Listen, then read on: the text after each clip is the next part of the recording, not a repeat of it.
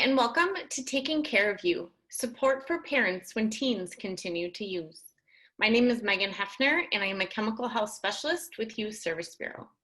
I will be your host today for this third and final podcast in this series on parenting teens affected by substance use. The Youth Service Bureau helps youth and families learn the skills they need to be more successful at home, in school, and throughout their community. Some of the services we offer include youth-focused family counseling, diversion services, including awareness classes, youth and family education, and school-based chemical health. We are located in Cottage Grove, Stillwater, and Woodbury. And our school-based chemical health services are in a few of the area school districts, including Stillwater, North St. Paul, and South Washington County. You can reach us by phone, through our website, email, and Facebook.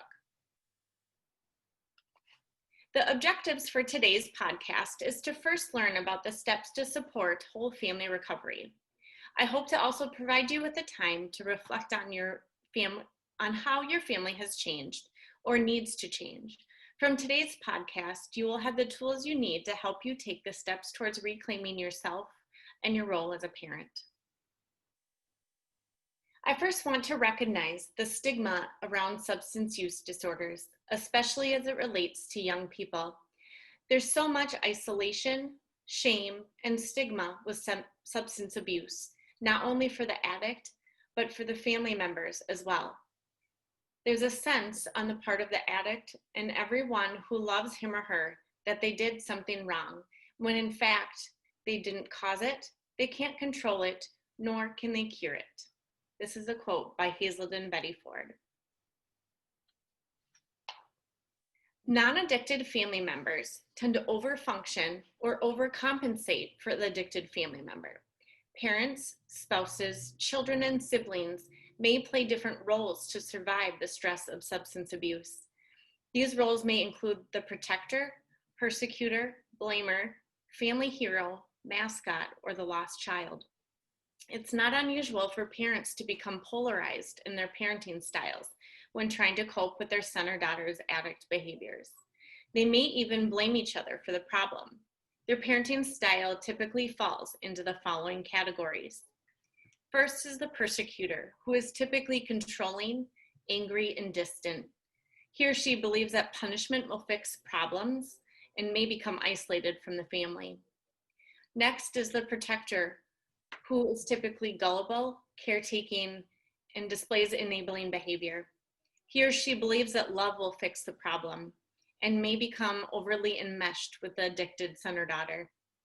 Lastly, the blamer tends to avoid taking responsibility by scapegoating or projecting blame onto others. If your child doesn't choose recovery on your timeline, you can still choose recovery anytime. Support recovery by reestablishing boundaries, taking charge differently, detaching from the addiction, and recreating your role to strengthen family recovery. I invite you to check out the 5 steps of foundational parenting that teaches parents to practice being present with their children, develop emotional attunement, act and respond non-judgmentally with their children, and create a sacred family time and recreate rituals. And lastly, clarify values, rules, and boundaries, including natural and logical consequences. Healthy parenting is vital for a child's continued sobriety. A healthy parenting approach does not allow for a child's moods or actions to cause reactions that escalate into a destructive situation. The addiction or threat of a relapse is no longer permitted to rule the home, depleting the parent's energy and power. Parents also need support during their loved one's recovery to help them maintain healthy parenting and a healthy family. While treatment is not our expertise at YSB, we can offer these tips and supports for you during your recovery process. Remember that it is about progress and not perfection.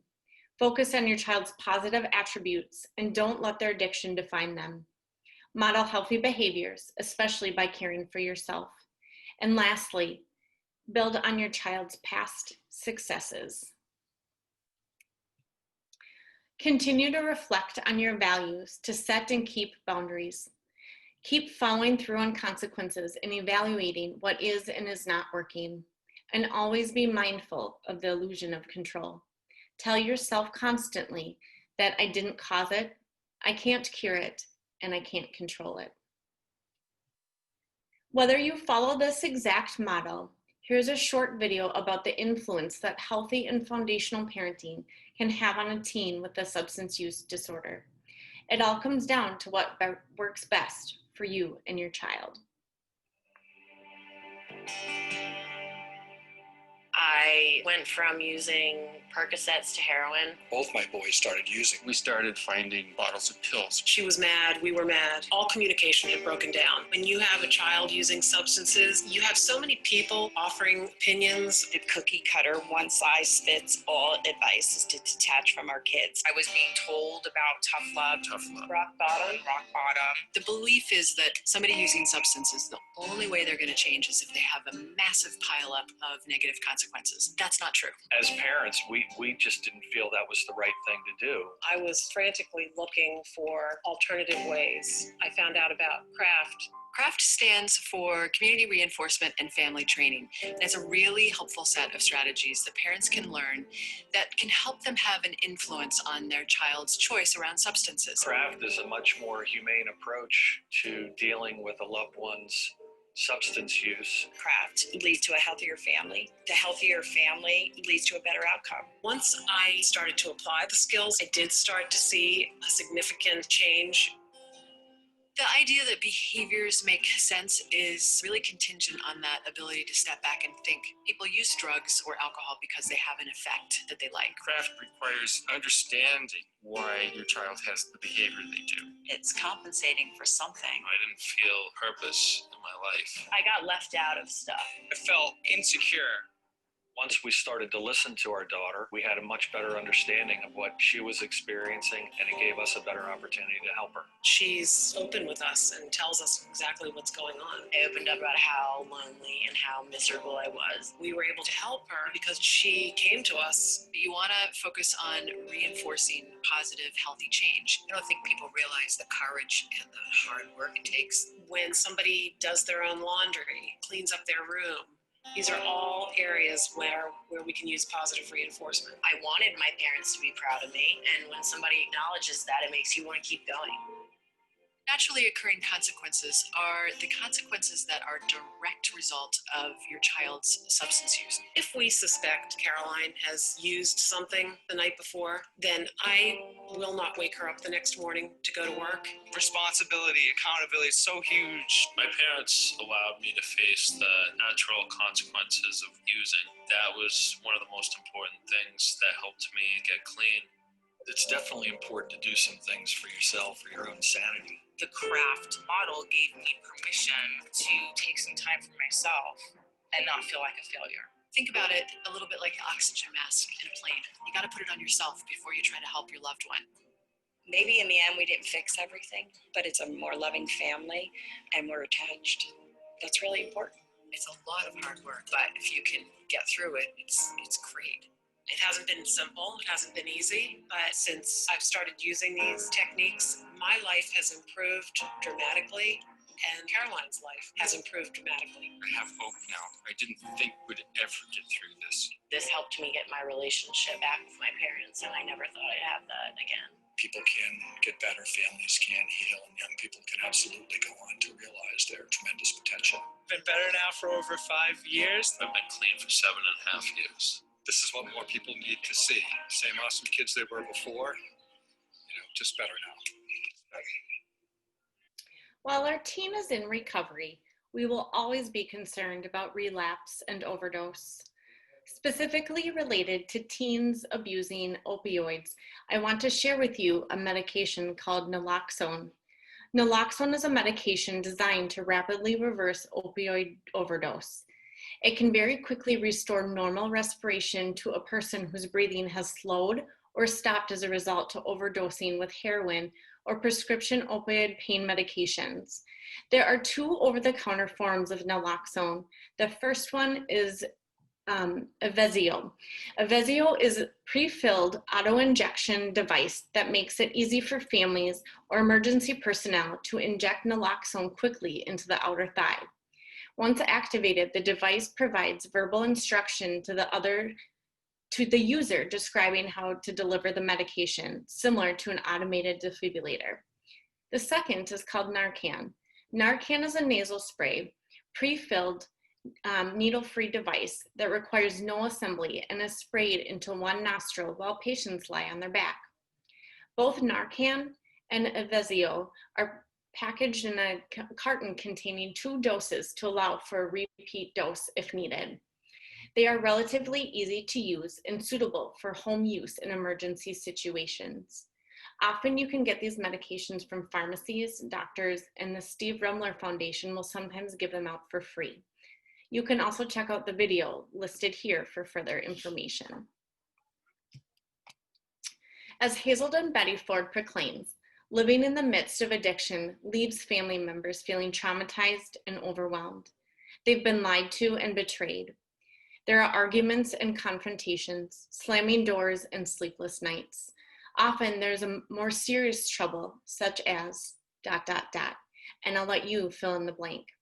Here's a short video to hopefully bring you some validation and consolation.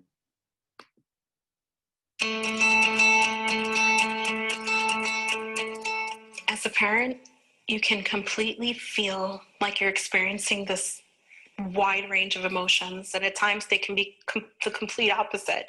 One moment, you can feel completely sad. Another moment, you can feel hopeful. Within the next 5 minutes, you can feel hopeless and helpless. You can feel angry and frustrated. There can be moments where you're feeling like you're not able to sleep or complete a specific task, or you might wind up just, completely bursting into tears. You're not weird. You're not broken. It's completely normal to be going through all of these emotions. And it's really stressful to be able to think to yourself that you deserve a moment, that it's okay to sit through anything, right? Whether it's a show, whether it's a movie, whether it's just closing your eyes and listening to music, or attempting at reading something, even if it's just a page. There's nothing wrong with trying to take care of yourself. Your child is going through something really difficult. Your child is going through something really scary. Your child is going through a moment of crisis in their life, right? And you're an essential role in their life. You're an essential person in your life. And when you begin taking care of yourself, it's actually really healthy, because you're starting to model that behavior for your child. You're already initiating to your child and showing your child that there are healthier coping skill strategies for stressors, right? For those moments of trouble. When you are taking care of yourself, you're going to just have a different energy to be able to give to your child when you go into that next conversation. So every time you're taking a moment for yourself, you're literally preparing yourself for a healthier moment. You're moving in a healthier direction. And when you walk into that room next, or that next time that you see your child, it's actually starting in a moment of hopefulness, because you're at a different place. The outcome can begin to move to a healthier place.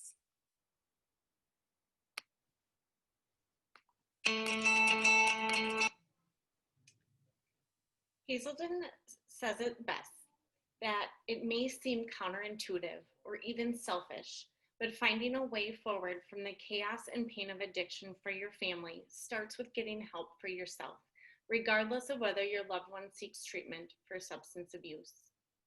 As we talked about in the previous podcast, formal support may be necessary right now, but it is always our informal support that will be with us for the long haul. Thinking about who is in your circle of people who you can rely on for support. Be direct with them about what you need.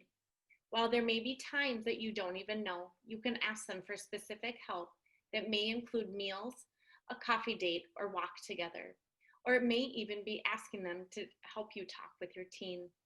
We always caution families about how much and with whom they share information. This will be really important to your teen and the support you receive. Please visit the YSB website for additional support, information, and guidance.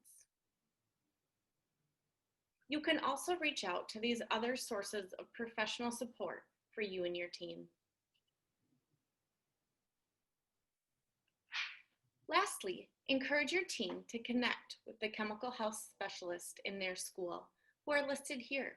You can also reach out to any of the school counselors to make a referral for your teen.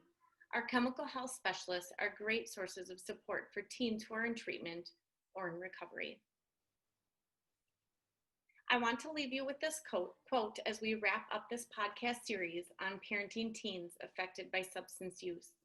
It reads, "We know from experience that treatment works, recovery is possible, families heal, and life gets better." Thank you for joining us. Reach out if needed, and stay hopeful.